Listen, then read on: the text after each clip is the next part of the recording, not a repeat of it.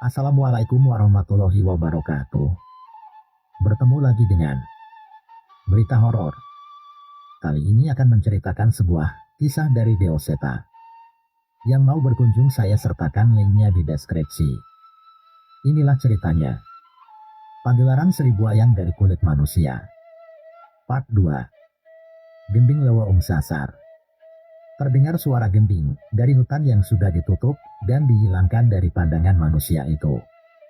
Adegan berada di sisi pantai. Wayang Batara.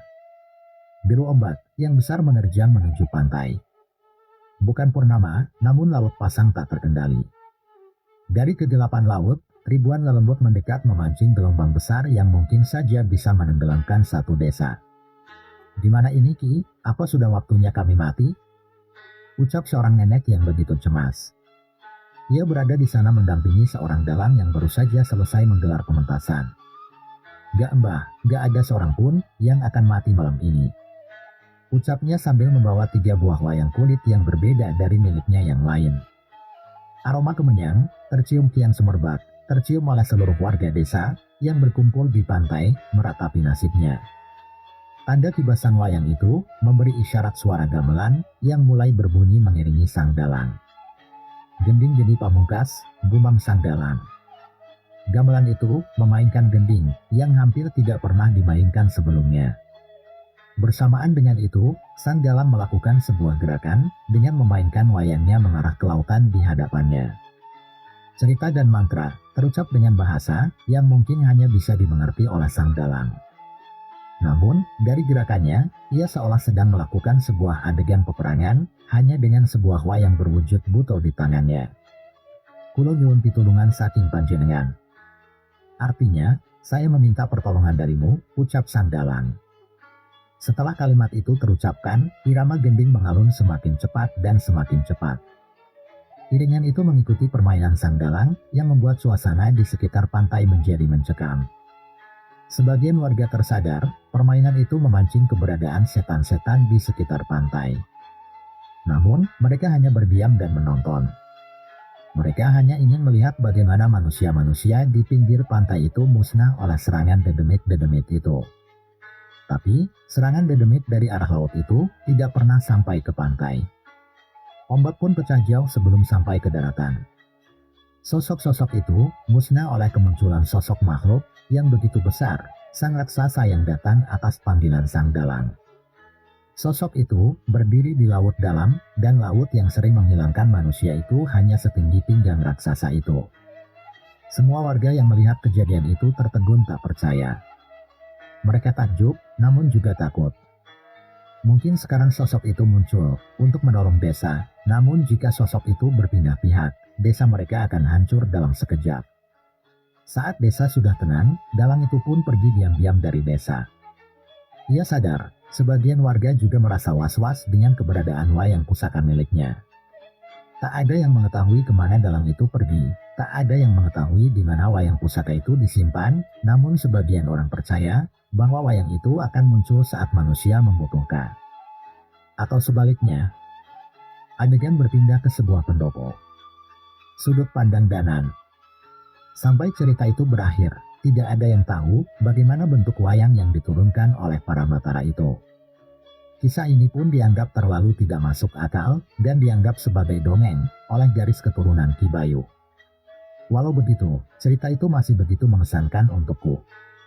Dengan kesaktian Ki Bayu menggunakan keris pusaka, Ki Bayu juga menganggap kisah itu sebagai sebuah dongeng, tanyaku.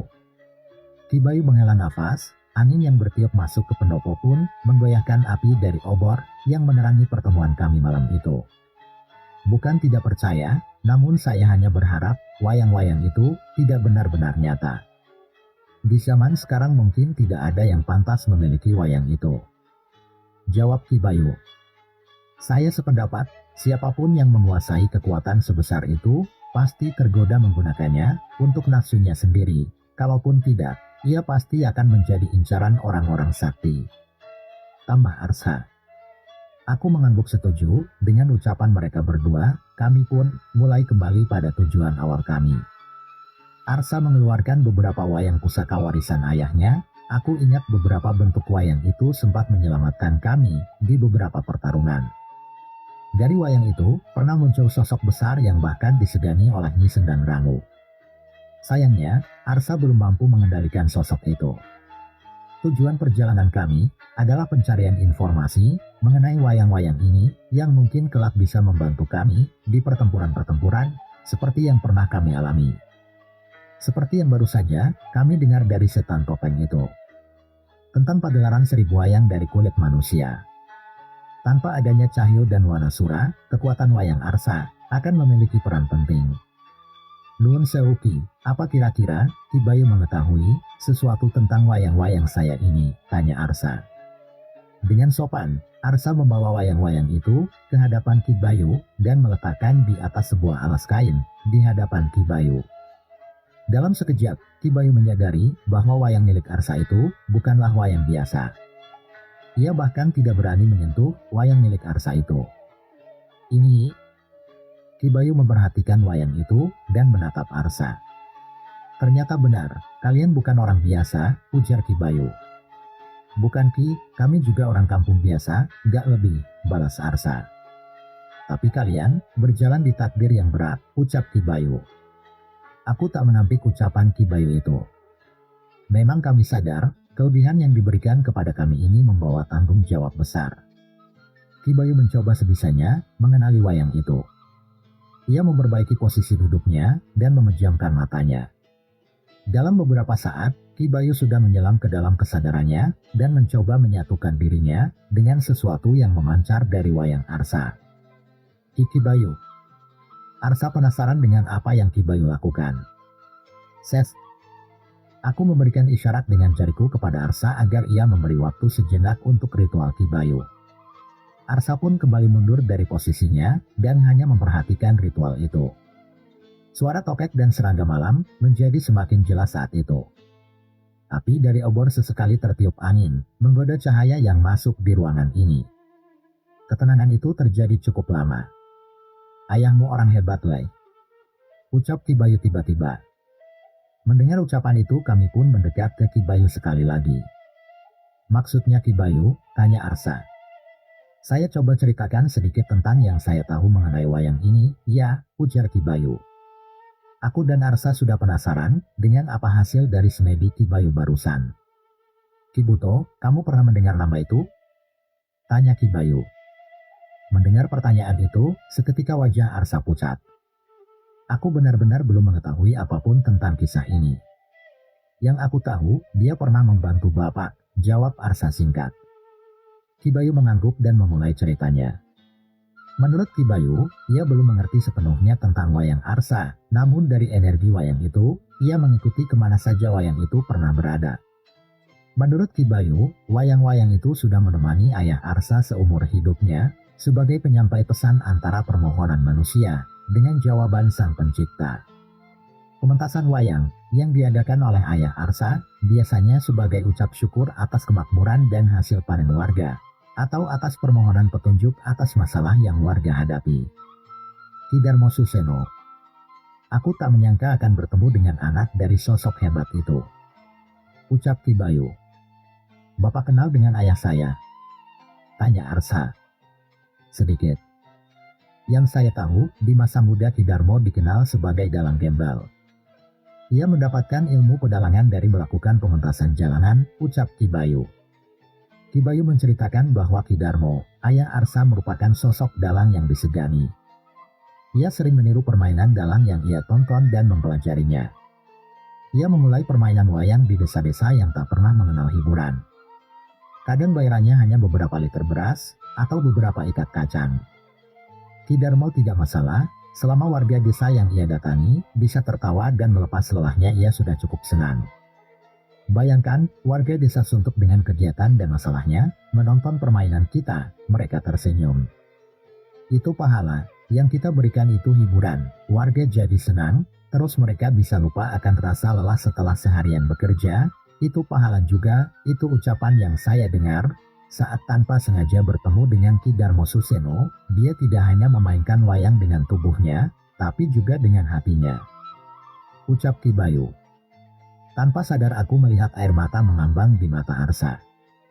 Jangankan Arsa, aku yang tidak memiliki hubungan darah dengan Ki Darmo pun ikut tersentuh mendengar ucapan itu.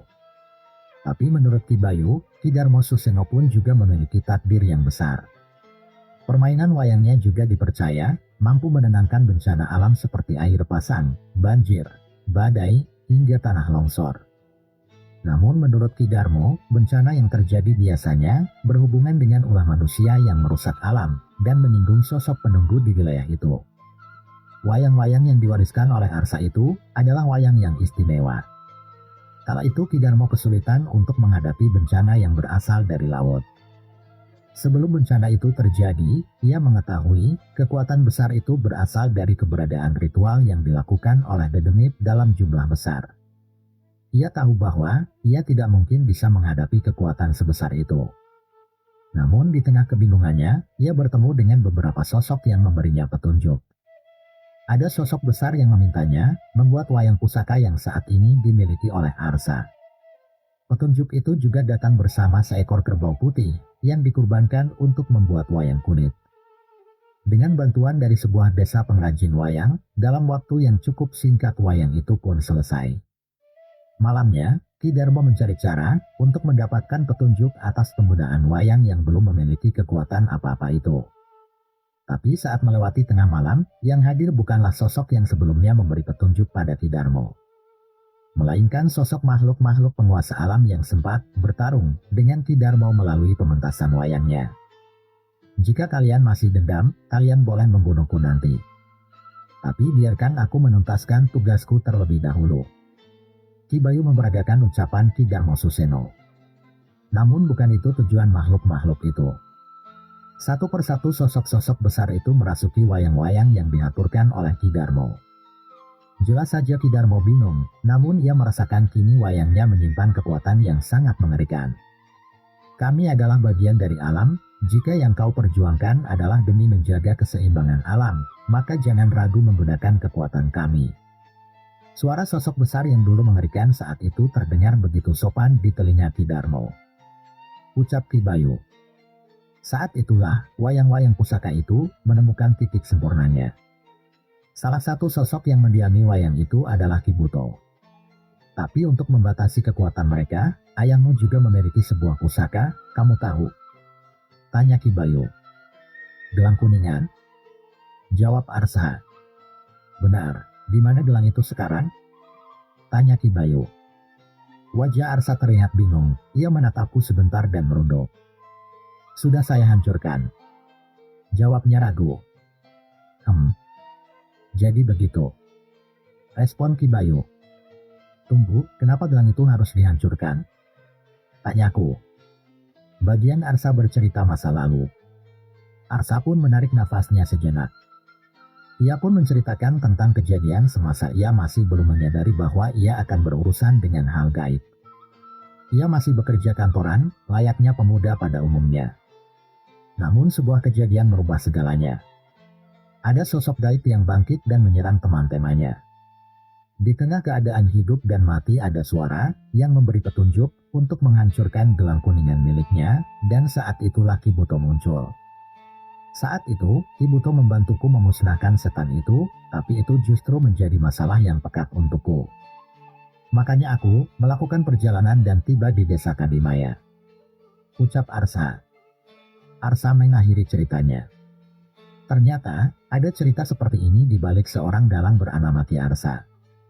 Memang aku sudah menebak hal ini, amanah yang diemban oleh Arsa tidak main-main, gumamku dalam hati. Ya sudah. Hanya itu informasi yang bisa saya dapat. Selanjutnya takdir yang akan menuntun kalian. Ucap Ki Bayu. Terima kasih Ki, apa yang Ki Bayu cerita mengenai Bapak benar-benar berharga untuk saya. Balas Arsa.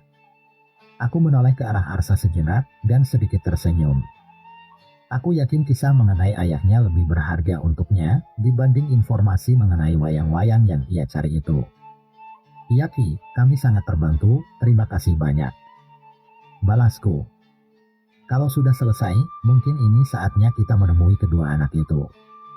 Ucap Ki Bayu sambil berdiri dari duduknya. Adegan berpindah ke sebuah desa. Desa Tumbal. Murti dan Marni, kedua remaja itu masih begitu belia. Bahkan di umurnya saat ini, masih belum waktunya mereka untuk meninggalkan sekolah. Tapi, sekarang mereka malah ada di desa ini. Bukan hanya tersesat, namun mereka diincar oleh setan-setan yang mengutuk mereka. Apa yang terjadi saat kami tiba di desa ini, jelas-jelas merupakan pertanda akan terjadinya sesuatu yang besar. Aku sudah menghubungi Pak Le akan hal itu dan ia berjanji akan menghubungi Ki Dudui yang lebih tahu mengenai Lewong Sasar. Saat ini pencarian petunjuk mengenai pagelaran seribu wayang dari kulit manusia menjadi masalah utama kami. Cara berpakaian Murti dan Marni cukup berbeda dengan warga desa. Marni masih mengenakan kebaya sederhana dan Murti mengenakan celana dan pakaian kain seperti yang dikenakan orang-orang Jawa di zaman dulu. Sepertinya, mereka memang hidup di desa yang jauh dari modernisasi. Saya Danan, ini teman saya Arsa, kalian sehat? Tanyaku sambil memperkenalkan diri. Kami baik-baik saja mas, justru kami khawatir dengan warga desa, mereka mati-matian melindungi kami. Balas Murti dengan gelagat tidak enak. Bahkan sampai sekarang pun posisi duduknya masih kaku, begitu juga dengan adiknya Marni. Mas Murti sudah mengatakan ke warga desa, kalau keberadaan kami akan membawa kutukan, tapi mereka bersikeras menyembunyikan kami. Tambah Marni. Aku menoleh ke arah Ki Bayu dan beberapa warga desa yang masih berjaga di sana. Sungguh, aku sangat menghargai mereka. Bisa saja ada nyawa yang melayang, hanya demi melindungi mereka. Saya kagum sama warga desa ini Ki. Ucap Arsa. Jangan begitu, saya yakin kalian pun juga akan melakukan hal yang serupa kan? Ucap Ki Bayu. Entah mengapa tiba-tiba Marni tak mampu menahan air matanya, sang kakak pun berusaha menenangkan Marni sebisanya. Desa-desa sebelumnya tidak menganggap kami manusia mas. Mereka mengusir, bahkan mengancam akan membunuh kami. Saya sempat berpikir bahwa manusia di luar desa benar-benar jahat. Isak Marni. Aku menghela nafas, mendengar perkataan itu, wajar bila warga desa takut akan keberadaan mereka yang dikutuk. Aku tidak bisa menyalahkan siapapun selain setan-setan yang terus mengincar mereka berdua, memang itulah tujuan mereka. Ya sudah, tenang saja, di sini kalian aman. Sekarang kalian bisa ceritakan apa yang sebenarnya terjadi? Tanyaku. Marni menyeruput teh hangat yang diberikan seorang ibu padanya, ia sedikit lebih tenang setelahnya. Murti menatap Marni seolah meminta persetujuan. Anggukan Marni menjadi isyarat bahwa Murti diizinkan untuk memulai bercerita. Setan-setan itu bangkit dari tanah di desa kami, mas. Kami tak menyangka bahwa tanah di desa kami adalah tanah terkutuk. Lemah mayit, ucap Murti. Murti menceritakan bahwa sudah lebih dari setahun sejak kejadian mengerikan di desanya. Kala itu mereka dikejutkan dengan kemunculan sosok yang muncul dari sebuah pemakaman keramat yang telah tertutup oleh hutan. Sosok itu muncul di tengah malam dengan bau menyengat yang tercium oleh seluruh warga desa. Hampir semua warga keluar dari rumah mencari arah makhluk yang jelas membuat mereka khawatir seketika. Makhluk itu terlihat berjalan dengan lemah, namun wujudnya yang seperti mayat hidup dengan daging yang membusuk membuat warga desa pucat. Kedatangannya tiba-tiba membuat tanah di desa itu bergejolak dan memunculkan tangan-tangan yang selalu berusaha untuk bangkit. Sementara warga desa bersiap dengan parang dan berbagai senjata, tiba-tiba ada beberapa orang warga desa yang menembus kerumunan dan mendekati sosok itu. Mereka berlutut dan ada sepasang suami istri yang membawa bayinya yang baru lahir ke hadapan makhluk itu. Ternyata diam-diam ada warga desa yang menganut kepercayaan sesat yang menanti kebangkitan setan itu, Raden Giri Sangkur. Murti geram. Sosok bernama Raden Giri Sangkur itu memakan bayi itu hidup-hidup. Warga desa yang ingin menghentikan perbuatan itu tiba-tiba berteriak dan bertingkah tak terkendali. Mereka kerasukan setiap mendekat ke makhluk mengerikan itu. Dalam waktu semalam, desa mereka sudah diambil alih oleh sosok bernama Raden Giri Sangkur dan pengikutnya itu. Warga desa sudah seperti tahanan. Mereka hanya menanti-mati menunggu dirinya dirasuki anak buah Raden Giri Sangkur yang sudah bersemayam di tanah-tanah rumah yang mereka tinggali dan menyerahkan diri untuk menjadi kurban. Tubuh mereka akan menjadi santapan Raden Giri Sangkur dan pengikutnya. Semakin hari, wujud Raden Giri Sangkur mulai pulih, daging dan kulitnya mulai tumbuh seiring semakin banyaknya tumbal yang dipersembahkan untuknya. Warga desa mulai mengerti bahwa ada satu keturunan di desa itu yang masih menganut kepercayaan sesat dan berpura-pura menjadi bagian dari warga. Diam-diam warga itu masih melakukan ritual terlarang yang melibatkan pesta seks, minuman memabukkan, hingga penumbalan. Mereka menanti kebangkitan Raden Giri Sangkur untuk memimpin mereka mendapatkan kesaktian dan mencapai kesempurnaan. Warga yang ingin melarikan diri tak pernah berhasil. Setiap memasuki hutan, mereka akan kerasukan dan tiba-tiba sudah kembali di desa. Mereka hanya tinggal menunggu giliran untuk menjadi santapan sekte sesat itu. Tanpa pandang bulu, tua, muda, baru lahir, atau hampir mati, mereka semua menjadi kurban untuk Raden Giri Sangkur.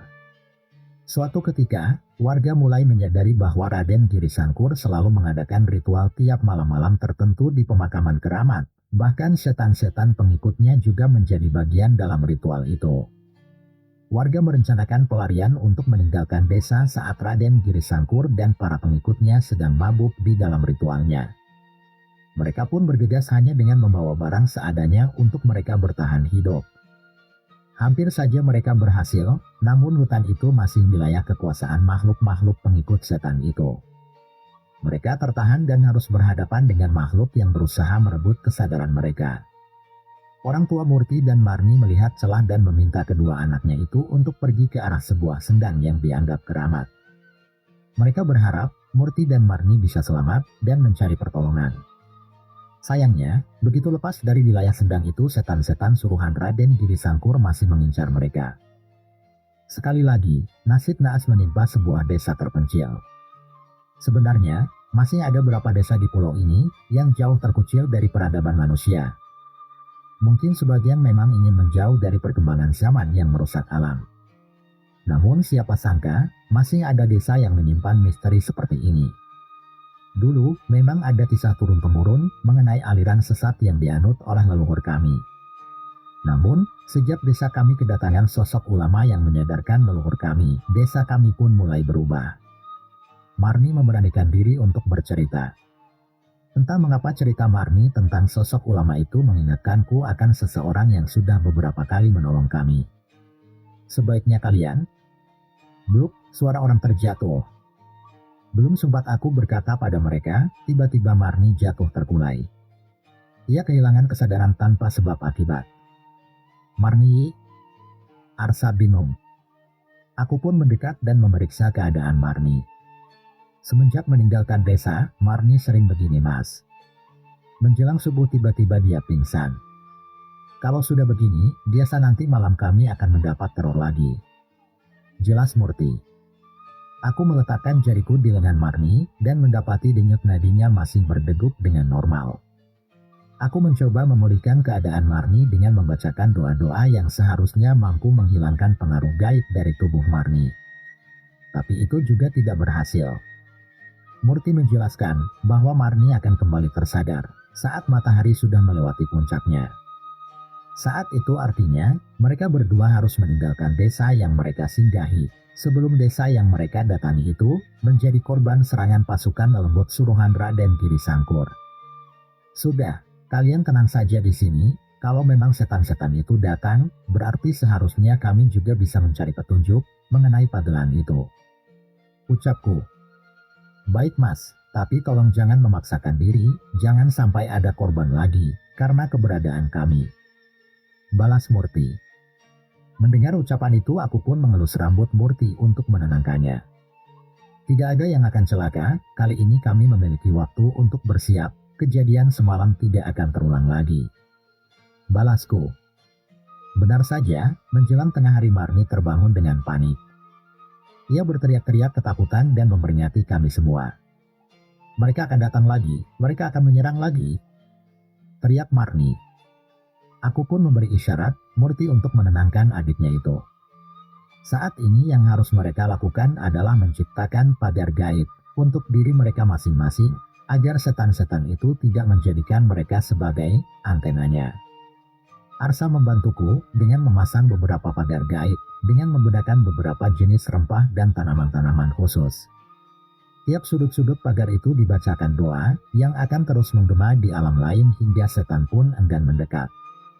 Setidaknya aku bisa mengurangi jumlah mereka dengan itu. Sambil menunggu matahari tenggelam, aku, Arsa, dan Ki Bayu menghabiskan waktu untuk bersemedi menenangkan pikiran dan memulihkan luka-luka dari malam sebelumnya. Kami tahu malam ini akan terjadi kekacauan lagi. Cering, cering, cering, suara lonceng terdengar. Di tengah semediku, suara lonceng kecil menggema. Aku merasakan kehadiran sosok yang kukenal di sekitarku. Aku pun menghentikan semediku dan mengintip ke jendela luar. Seekor kucing hitam dengan lonceng di lehernya terlihat olehku. Ia berjalan dengan kaki yang pincang menjauh keluar desa. Saat aku hendak menghampirinya, sosok itu pun menghilang. "Ada apa, Mas?" tanya Arsa yang menyadari kebingunganku. "Oh enggak, kita lanjut lagi," jawabku. Kucing hitam sampai menunjukkan wujudnya padaku di tempat ini. Hal itu benar-benar menjadi pertanda dan semakin menguatkan firasatku. Menjelang maghrib, seluruh warga desa berkumpul di balai desa, masjid, dan beberapa rumah yang berdekatan. Marni dan Murti ada di balai desa bersama kami. Apapun yang terjadi, kami harus melindungi mereka berdua. Suara cemas warga desa terdengar tak terelakkan, namun Arsa dengan bijak mendekati warga hingga merubah suara cemas itu menjadi lantunan doa-doa sederhana. Malam semakin larut. Rasa cemas melanda di tengah keheningan yang membawa rasa takut. Aku masih dalam posisi semediku, berusaha untuk selalu waspadakan apa yang mungkin terjadi. Duong, suara gong berbunyi. Suara gong yang menggema begitu lama tiba-tiba terdengar di sekitar desa. Setahuku tidak ada suara gong yang bisa menggema sebesar ini di desa ini. "Mas," Arsa mengingatkanku. Aku mengangguk dan mulai bersiap. Di sisi lain tiba-tiba seorang ibu terlihat pucat menatap ke arah luar jendela. "Setaan," ucap ibu itu. Wajah seorang nenek yang melayang dan tengah tertawa tepat berada di depan ibu itu. Sosok itu memamerkan sebelah wajahnya yang sudah busuk dan hancur tak berbentuk. Aku menghampirinya dan sosok nenek itu melayang pergi menjauh. Sialnya, apa yang terlihat di luar sana benar-benar tidak pernah terpikirkan olehku. Seolah menjadi sebuah isyarat, suara gong itu menjadi awal mulainya sebuah gending yang mengumpulkan setan-setan di sekitar tempat ini. Saat ini di luar bangunan, makhluk-makhluk dari berbagai wujud berkumpul dan melakukan tarian-tarian yang mengerikan. "Jangan ada yang keluar, jauhi jendela dan pintu," teriakku memperingatkan warga, baik yang di balai desa maupun di tempat lain. "Hihihi. Ayo keluar, ayo mati bersama kami, hihihi." Suara-suara mengerikan itu mulai terdengar ke sekeliling bangunan. Wajah warga desa semakin pucat, namun doa-doa masih melantun di bibir mereka. "Besok pagi, tak ada manusia lagi di desa ini, kalian akan jadi bagian dari kami, hahehe." Mereka tidak main-main. Kali ini mereka benar-benar berniat menguasai desa ini. "Mas jangan terkecoh, bukan setan-setan itu masalah utamanya, ini bukan gending biasa," ucap Arsa. "Kamu tahu gending ini?" tanyaku. Arsa menggeleng, "Enggak, tapi sebagai seorang dalang aku tahu kalau ini gending keramat. Akan ada banyak nyawa yang dicabut saat gending ini dimainkan," jawab Arsa. Brak, suara pintu terdobrak. Aku sudah tak tahan dan membuka pintu. Pemandangan di desa saat ini sudah berubah 180 derajat. Desa ini sudah berubah menjadi kampung demit dengan setan-setan yang sudah berada di setiap sisinya. Tapi, di tengah-tengah setan-setan itu, ada satu yang mencolok. Sosok seorang kakek yang masih terus berdiri menatap ke arah bangunan ini sambil mengenakan sebuah topeng. Tubuhnya memang terlihat renta, tapi aku merasakan kekuatan yang mengerikan dari dalam dirinya. "Arsa, Ki Bayu, jaga warga desa," perintahku. Tepat saat aku turun ke jalan, setan-setan itu menyingkir seolah membukakan jalan menuju sosok itu. Aku menelan ludah menyaksikan pemandangan di hadapanku. "Cahyo, seandainya kau ada di sini pasti kamu sudah bertingkah mengesalkan hingga aku lupa akan suasana mencekam ini." Tak ada pemain gamelan, tidak ada alat musik, namun entah mengapa suara gending gamelan terdengar jelas di seluruh desa ini. Alunan suara itu membuat setan-setan ini gemetar seolah menahan diri untuk mengamuk. Tendang, joget, cepat, menari, ucap setan bertopeng itu sambil menari-nari sendiri. Aku enggan, terlebih aku tak mengerti maksudnya. Yang kuinginkan hanyalah segera menghabisi makhluk itu. Keris Raga Sukma pun muncul di tanganku dan akan segera kuhujamkan ke tubuh kakek itu. Bocah goblok, teriak kakek bertopeng itu. Dua, suara tubuh jatuh ke tanah. Seketika aku terjatuh terhantam ke tanah. Sesuatu menimpa tubuhku dan rasanya begitu berat. Aduh, teriakku menahan rasa sakit itu. Tubuhku seperti tertiban benda yang begitu berat selama berkali-kali. Aku mencoba memperhatikannya, ternyata sesosok buto sedang menari-nari dan menjadikanku sebagai pijakannya. Dum, dum, dum. Suara kaki menginjak tubuh. Aku meringis kesakitan dengan beban itu. Minggir, teriakku sambil membacakan sebuah amalan api yang membuat sosok buto itu terbakar. Blar, suara benda terbakar. Makhluk itu terbakar dan meronta kesakitan. Aku mengamankan posisiku dan kembali mengincar kakek bertopeng itu dengan keris di genggamanku. Sial, ia mempermainkanku, berkali-kali aku menyerang, ia menghindar sambil menari-nari sesuka hatinya. Kakek brengsek, teriakku. Serat, serat, suara keris membelah udara. Tak ada satupun seranganku yang melukainya. Ia bukan makhluk biasa. Kekuatan hitam yang memancar dalam dirinya begitu pekat. Raden Giri Sangkur harus memastikan pementasannya berjalan dengan lancar. Penghalang seperti kalian harus mati, kiki, ucap kakek bertopeng. Tiba-tiba sosok itu sudah berada di belakangku.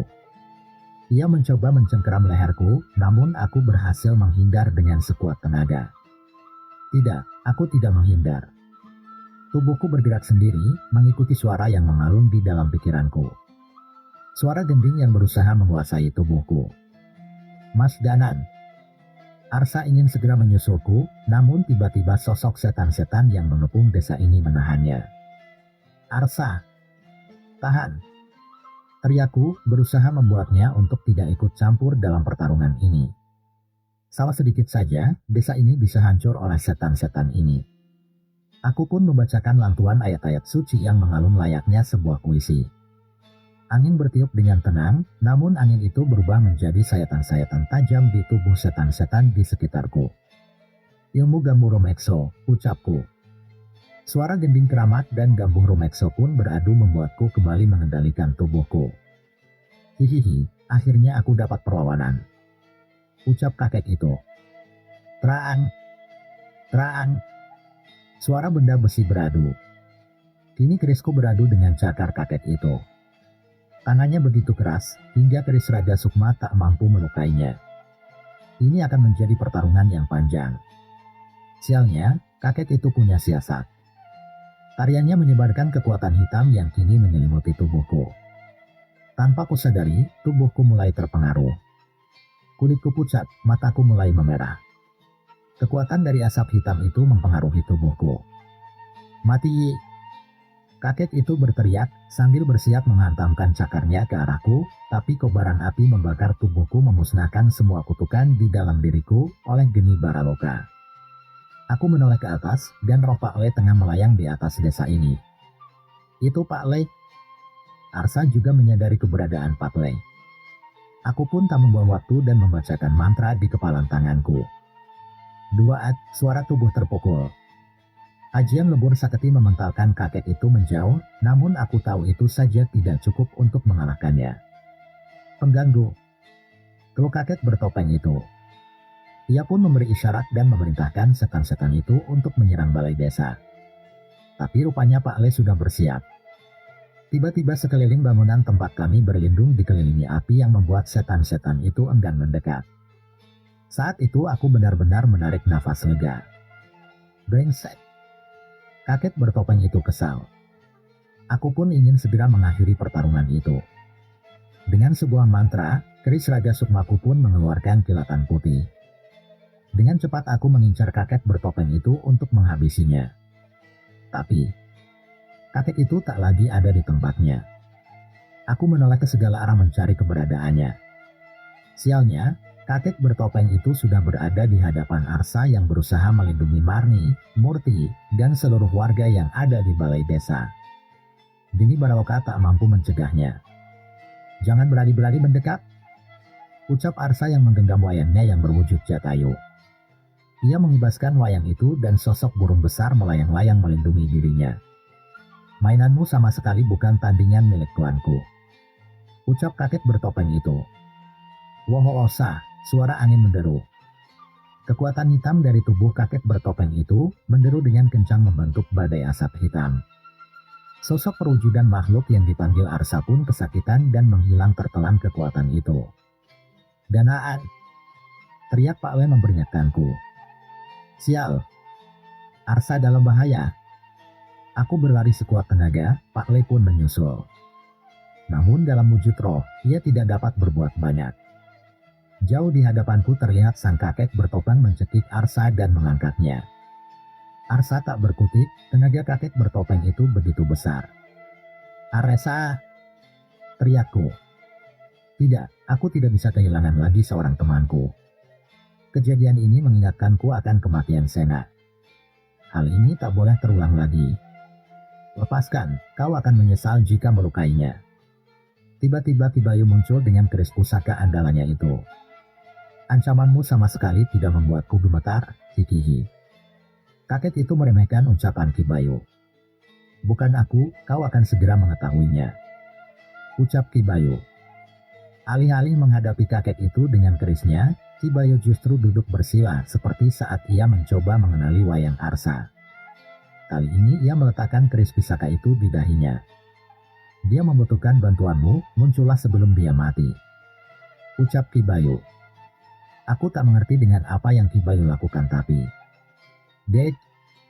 Tiba-tiba perasaan aneh menyelimuti tubuhku. Aku mencari asal kekuatan itu, namun tak ada wujud apapun yang terlihat. Sebuah tangan. Kepulan asap hitam membentuk sebuah tangan muncul dari dalam tanah dan menangkap kakek bertopeng itu dengan tiba-tiba. Pohok, kakek bertopeng itu tak mampu bereaksi, ia memuntahkan darah hitam dari tubuhnya saat tangan raksasa itu meremas tubuhnya. Arsa terjatuh, namun ia terlihat ketakutan dengan keberadaan tangan raksasa itu.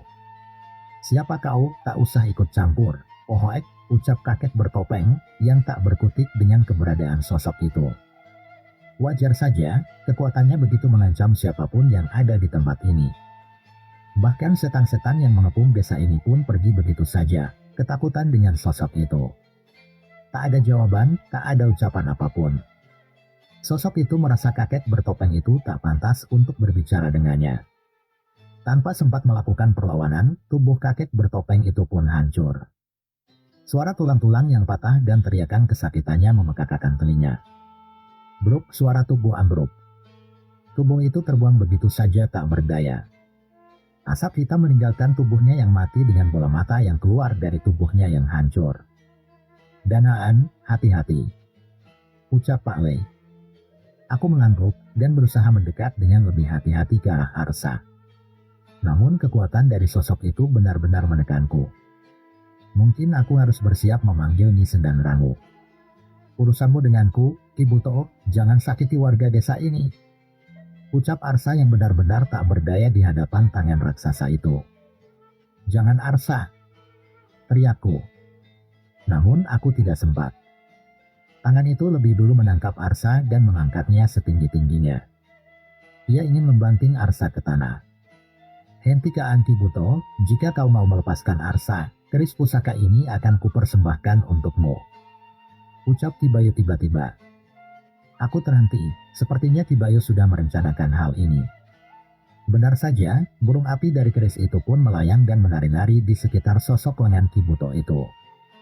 Seolah terkesima dengan keindahan itu, tangan itu pun melepaskan Arsa dan membiarkan tubuhnya jatuh di atas atap balai desa. Kibayu meletakkan keris itu di dekat Ki Buto, dan sosok itu menghilang bersama tangan hitam yang kembali berubah menjadi asap. Malam itu menjadi malam yang berat untuk kami. Berbagai macam kebetulan menyelamatkan kami. Setidaknya saat ini kami selamat. Namun sesuatu yang lebih besar pasti akan terjadi setelah ini. Pak Le, sepertinya aku harus ke desa Murti dan Marni. Semua ini berasal dari tempat itu, ucapku pada Sukma Pak Le. Tunggu. Tiba-tiba suara seseorang muncul bersama kabut pagi yang mulai datang. Suara langkah kecil yang berlompatan dari satu atap ke atap lainnya terdengar dan terhenti tak jauh di tempatku berada. Kliwat, ucap Arsa. Benar, itu dia. Namun kali ini ia tidak sedang bersama dengan Cahyo. Teman baru kamilah yang ada bersamanya bernama Chandra Mukti. Tak ada yang bisa kalian lakukan walau datang ke desa itu. Kutukan dari tanah terkutuk itu tidak akan mudah dihilangkan, ucap Chandra Mukti. Kau yakin? Tanyaku. Chandra Mukti mengangguk. Sepertinya ia memiliki rencana. Takdir memang punya misterinya sendiri.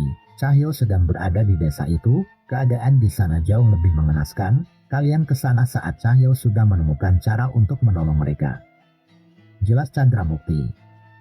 Aku tak menyangka, bahkan di semesta lain pun Cahyo juga masih berada di garis takdir yang sama.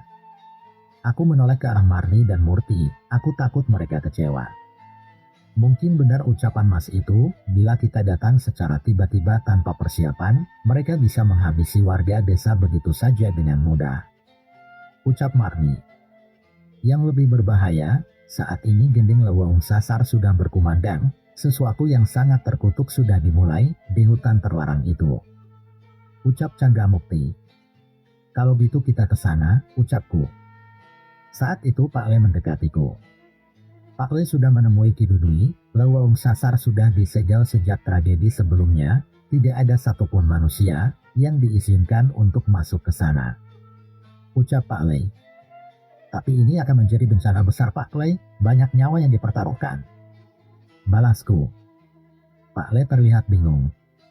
Benar, Ki Dudui juga sudah mengerti, tapi ia mengatakan sebaiknya kita tidak usah ikut campur dengan urusan di Lewong Sasar. Hutan itu sudah punya penjaganya sendiri yang bahkan memasang nyawanya di depan hutan itu bagi siapa yang berani melewatinya, jelas Pak Le. Aku mengingat keadaan terakhir kali kami menembus hutan terkutuk itu. Walaupun banyak tipu muslihat dan kematian di sana, tapi harus ada yang menghentikan semua ini sebelum terlambat. Aku menoleh ke arah Marni dan Murti. Desa mereka bisa saja menjadi korban pertama ketika tumbal untuk pagelaran itu dimulai. Tidak bisa, apapun yang terjadi, kita harus masuk ke hutan itu Pak Le, kita harus hentikan semua ini, apapun resikonya, dan siapapun yang harus kami hadapi, ujarku bersemangat. Bersambung part 3. Nantikan cerita berikutnya. Terus ikuti channel Berita Horor. Jangan lupa subscribe, share, komen dan nyalakan tanda loncengnya, supaya tidak ketinggalan cerita-cerita dari Berita Horor. Sehat selalu dan berkah. Wassalamualaikum warahmatullahi wabarakatuh.